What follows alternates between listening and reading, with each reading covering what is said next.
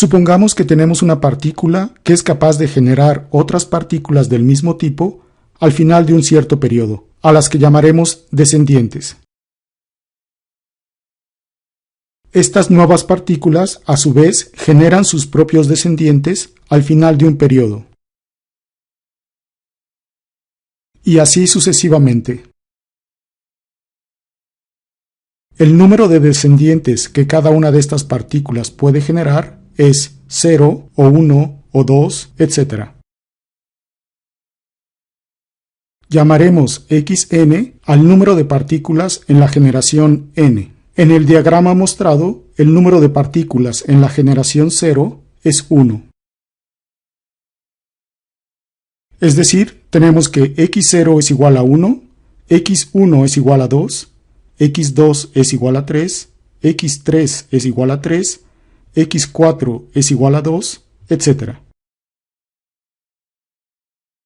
Si el número de descendientes de cada una de las partículas son independientes, entonces la sucesión de variables aleatorias xn es una cadena de Markov con espacio de estados, el conjunto de los números 0, 1, 2, etc. Es intuitivamente claro que este proceso satisface la propiedad de Markov, pues el tamaño de la generación n+1 depende únicamente del número de partículas al tiempo n y de cómo éstas se reproduzcan.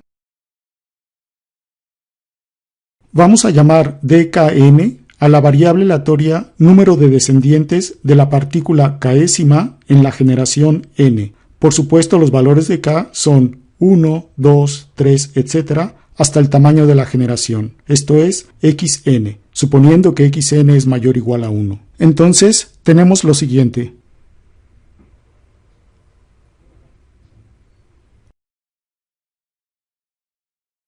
Tenemos que podemos expresar el tamaño de la generación n+1, esto es xn+1, como esta suma de las variables aleatorias d.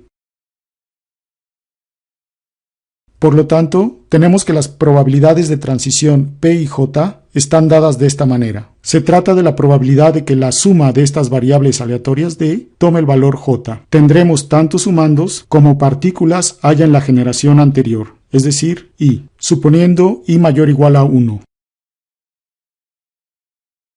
Observamos que estas probabilidades son estacionarias si la distribución de la variable aleatoria dkn no depende realmente de n. Notemos que no podemos dar una expresión más concreta de esta probabilidad de transición p y j, puesto que es necesario especificar la distribución de las variables d y calcular la distribución de la suma indicada. Este modelo es una simplificación de la situación real de la descendencia de, por ejemplo, una persona. Se pueden plantear preguntas como ¿cuál es la probabilidad de extinción de la descendencia de una persona?